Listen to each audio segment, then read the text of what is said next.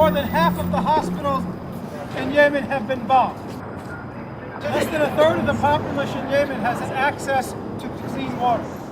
First, let's understand the war in Yemen is an absolute humanitarian catastrophe that's almost unknown to the American people. We know now that Yemen is on the brink of total famine, hundreds, if not thousands of casualties, civilian casualties from US-backed Saudi bombing and sometimes US bombing. And it's one of those situations where humanitarian aid convoys are being attacked by the Saudi coalition.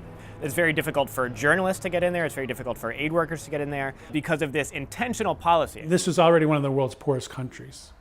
And this has only made matters much, much worse. People can't feel safe in marketplaces, at funerals, at weddings, in civilian neighborhoods, at hospitals, all of which have been bombed by the Saudi-led coalition. It's sort of a form of collective punishment. They think if they bomb enough people in the Houthi-controlled areas, their opponents, that people will somehow give up or rebel against the Houthi. And of course, this has not happened. The United States has become complicit in what's arguably the greatest humanitarian catastrophe unfolding in the world today.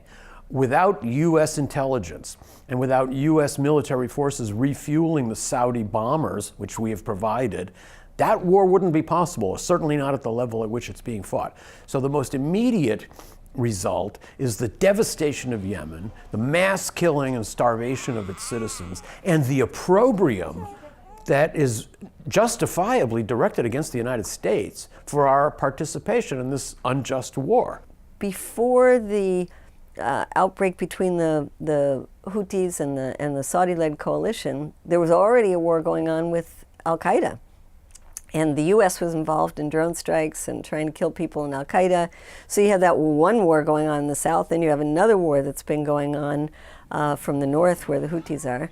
And it's, of course, the Yemeni people who are the ones who bear the brunt of all of these foreign powers vying for control, as well as internal tribes and powerful former dictators that are trying to grab their piece of the pie. The Houthi had been opponents of Al-Qaeda in the Arabian Peninsula.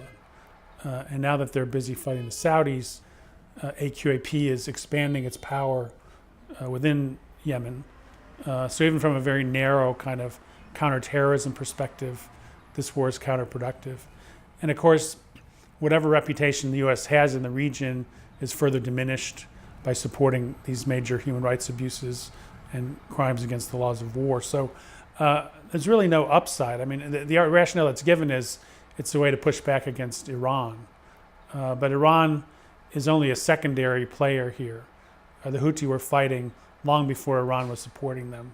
Every time you take sides in a conflict, you not only make friends, you make enemies. We have been spending decades making enemies in the Middle East, and now we're making new ones. So over the long run, this conflict is not only going to make it more difficult to stabilize the Persian Gulf region, it is going to make it much more difficult for the United States ever to stand up as a moral broker in that part of the world.